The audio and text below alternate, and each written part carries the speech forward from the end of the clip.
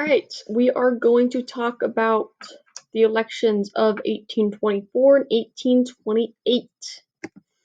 So, for the election of 1824, the candidates, there were 4 candidates, all right? You had William H. Crawford. He was nominated by the Democratic Republican.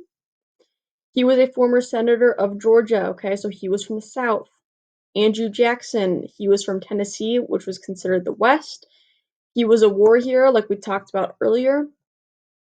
He was campaigning for the poor to be represented by the government.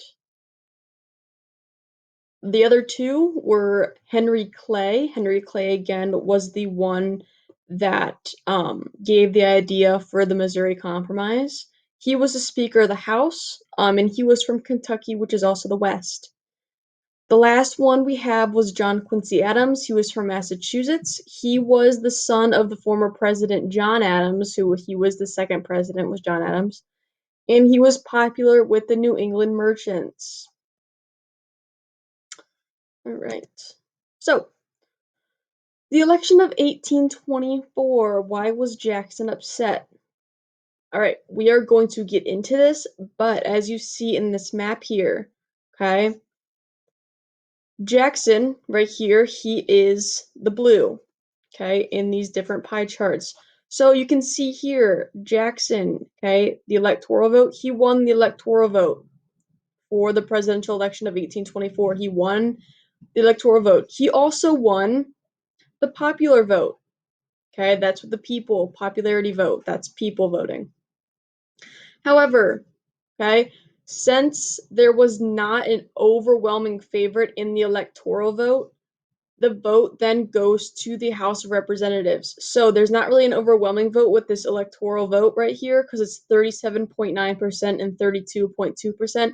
That could easily have been a miscount between some states. So that's why they went ahead and did the House of Representatives. When they got to the House of Representatives, Jackson only received 29.2% of the votes, whereas Adams got 54.2% of the votes, which was majority of the votes. That's why Jackson was upset. He won the electoral vote, he won the popular vote, but since those didn't really count, it went to the House of Representatives, where he eventually lost.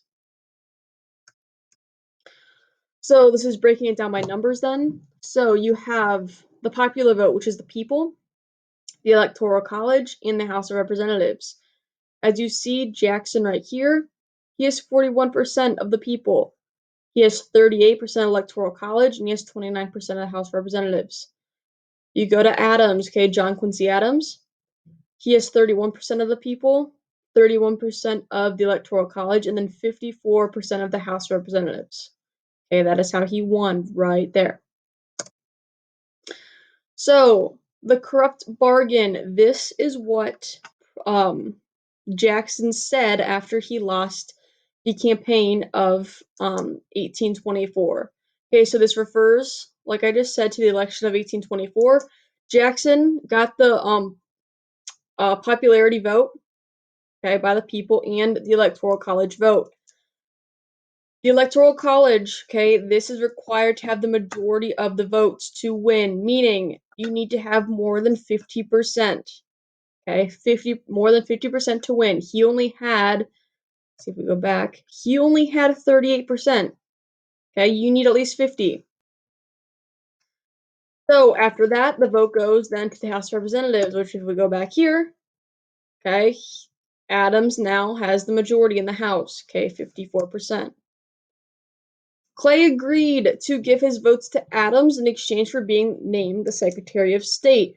So this is why Andrew Jackson thought it was corrupt, because he realized that Henry Clay was now supporting Adams. Okay, Clay did not want Jackson to become president, so he said, all right, I'm going to give up my presidency race, and I'm going to put all my votes towards you, basically. I'm going to have all my people vote for you. Okay. So he basically destroyed the chance for Jackson to become a president right then and there. Okay. So Jackson felt like he had been cheated out of the election. Okay, so this was the election of 1824.